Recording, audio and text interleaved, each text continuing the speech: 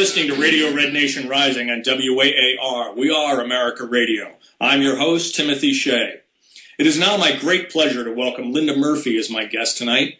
Linda is an Oklahoma educator with over 30 years' experience in both the classroom and the State House, who is not only one of the leading opponents of the Common Core corruption of American public education, but is seeing firsthand how the invasion of illegal immigrant children, so-called unaccompanied alien children, or UACs, threatens both the health of our children and the entire public education system itself. Be sure to friend Linda on Facebook and follow her on Twitter at Linda Murphy, OKED. Good evening, Linda. Hi, how are you, Tim? I'm doing quite well, thanks. How are you? Doing great, thanks. Well, welcome back to Radio Red Nation Rising. We're so pleased to have you back again. Well, thanks. I'm glad to be here.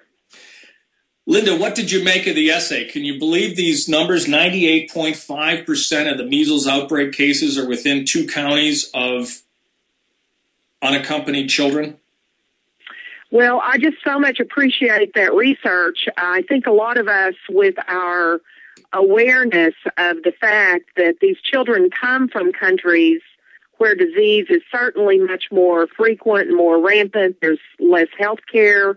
The disease outbreaks are known to be common there. Coming into our country and just mixing in with our society without a safeguard, without the prevention of disease that we do just normally in our cities and our states and counties. Logically, we knew there was a problem with this. And yet, as we know, with so many issues today, instead of facts, we hear a political agenda being driven and turned into what sounds like the truth to too many people, that it's all about not being compassionate or concerned about these children. And, of course, that is really far from the truth, because the people I know who are conservatives who look at these issues and try to get the facts know that they and their friends and family do care about other people, but we have to be honest and realistic about what we are doing and how much we can do and the facts. So I appreciate this research, which shows us this concentration of the problem, just as many of us suspected and knew, actually, that it would be. So Absolutely. to have those facts and look at it, yes. Absolutely. We've got almost a 1,500% increase in EVD68 since it was first found in 1962. And measles had been eradicated in the U.S. by 2000. And now here we are with measles again. But you just touched on something very interesting about conservatives not caring about people. I don't know whether you saw Denise Calvert's tweet today on the Red Nation Rising official Twitter account, but students are given a Common Core worksheet that asks them to identify the political party that is most in keeping with certain statements. And the young man got the statement wrong with regard to not caring about poor people. He put fascist, and the correct answer, according to the teacher, was conservative/Republican. I think that's an absolute outrage. It really is. I mean, clearly that is a brainwashing. That is a slanderous statement to Republicans, to conservatives. And it is right in line with the kind of political rhetoric we hear every day, unfortunately, across this country from people who try to drive that agenda. But that is brainwashing to young children who do not have the discernment, and learning that and hearing that from people that they should be able to trust. And learning that it's a very scary thing. Now, I don't know who published that publication, that curriculum. But I would like to know. We would like to find out who the company is that produced that. We've seen this kind of anti-Republican and even anti-American propaganda coming out of other curriculum. Certain companies are lined up with what I would say overall, I find, is a globalist worldview that will not allow for the individualization and individual accountability and responsibility ideas that we have in the Republican Party. It's more of a groupthink, community responsibility and being led by emotions and not facts. It's really very much a controlling and a centralizing of power and control over people. So I don't know what the company was who produced that curriculum, but that is important to find out. Well, we'll get you that information, and we're going to go ninja on this because this is exactly the kind of thing that we need to target our outrage on, not some generalized discontent with Common Core as a whole, but specific instances of brainwashing, of trying to undermine the Republic, and students, as you said, who lack the discernment, who are trying to develop their powers of discernment into thinking that conservatives somehow hate poor people. Back to the measles outbreak for a second. One of the most outrageous aspects of this to me is last summer, border agents and medical staff working in facilities along the border being threatened by the Obama administration if they talked to the press about the diseases that they were seeing. And then instead of doing an Ellis Island-style quarantine, which we know is very effective because you cannot go to a foreign country with your pet and not have the pet undergo quarantine, so we know that quarantines are effective. Instead of quarantining these children and getting them the medical care that they need, what do? We put them on planes to all 50 states, to the district, to Puerto Rico. I mean, unaccompanied minors from Central America being flown to Alaska and North Dakota and Washington State, and literally every state of the union because of a political agenda. This has nothing to do with immigration. This has nothing to do with compassion. This has nothing to do with welcoming people to America. We already admit 1 million legal immigrants a year. That's more than every other nation on earth combined. 1 million a year. And what Obama's trying to do is overwhelm the system. Yes, I agree. I mean, I think anyone who looks at this factually and steps back and sees historically, of course, we are a nation that we have called ourselves the melting pot. I have English, German, Irish. I have a number of different countries in my ancestry coming to America at different times, many of them very early.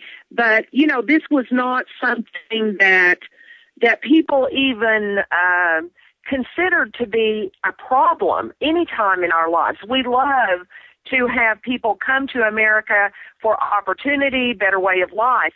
But just like in our own homes, this is our home, and in our own physical house, structure in our home, in our family, we can't go down the street every day and invite everybody on the street to come in and have dinner with us. We don't have the room. We don't have the money. It's not practical. We just can't do that.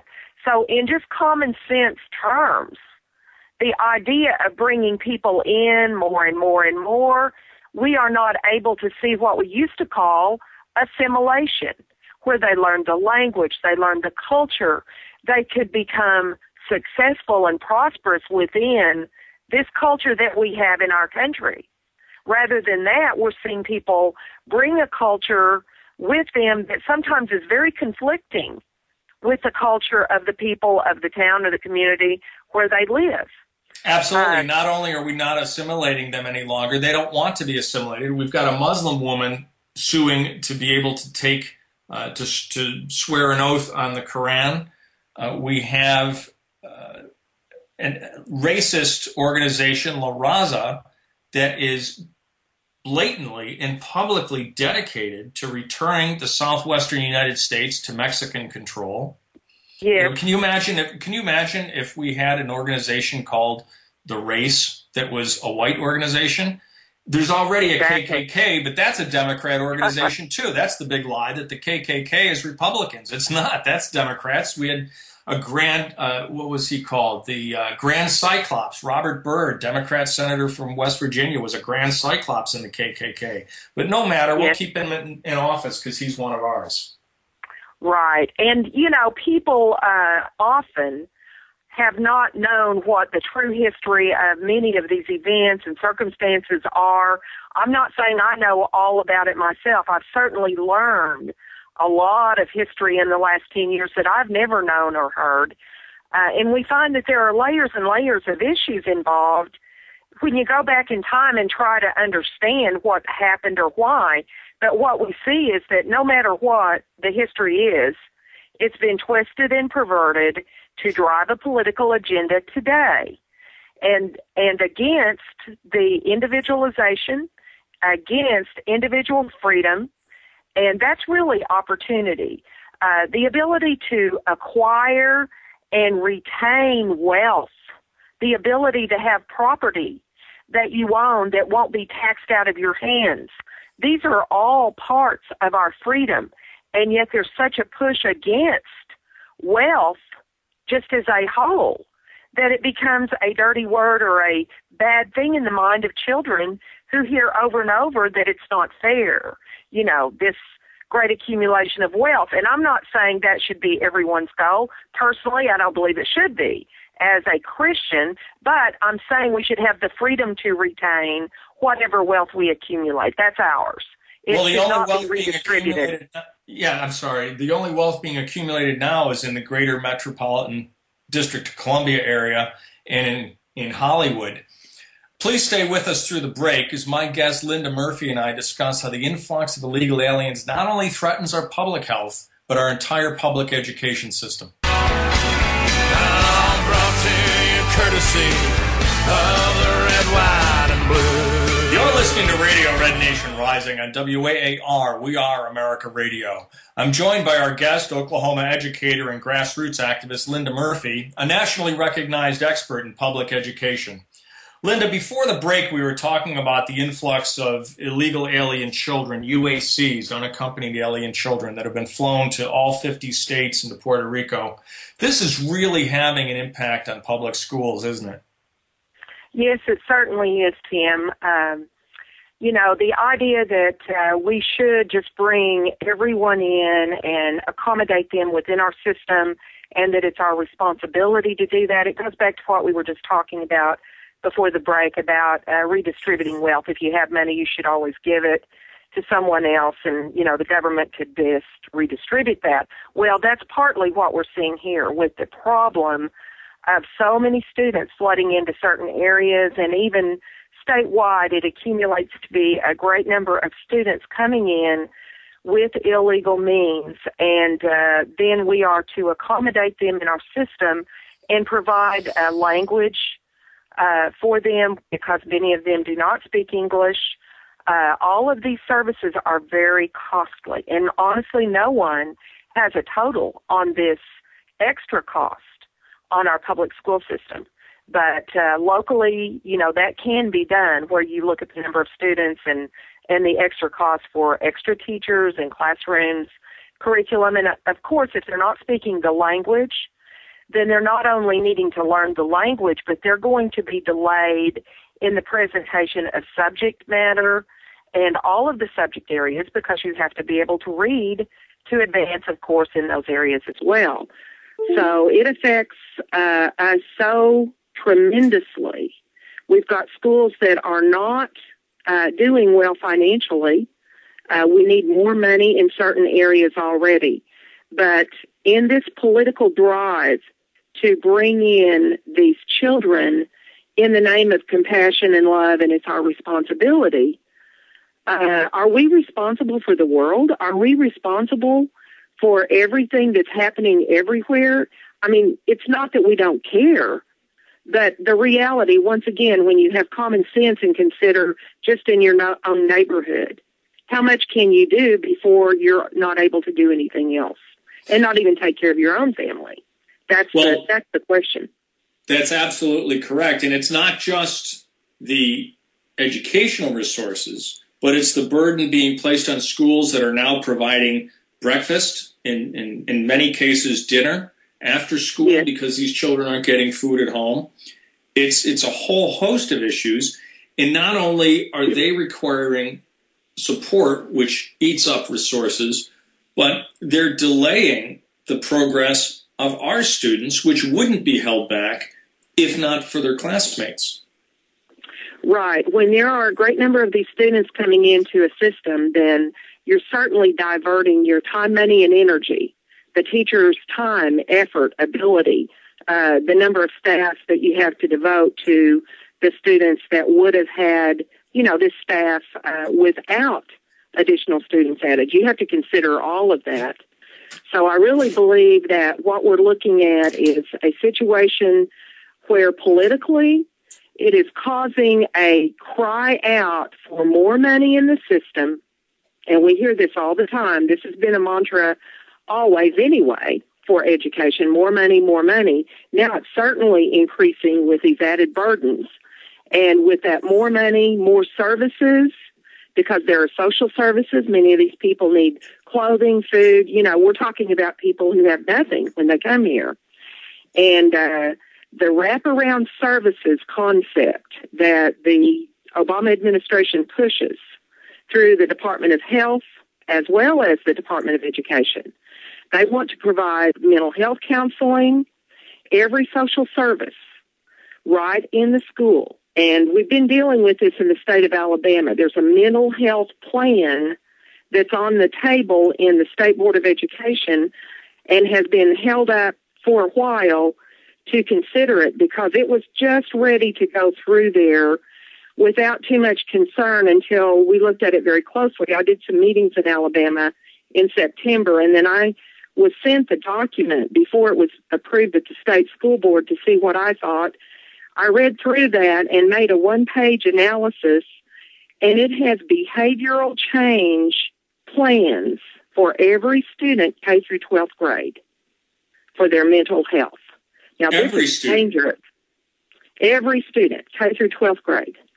I joked a couple of weeks ago that it was going on your permanent record, but we really are developing permanent records for our children now, aren't we? Every single aspect of their life is going into some massive database someplace.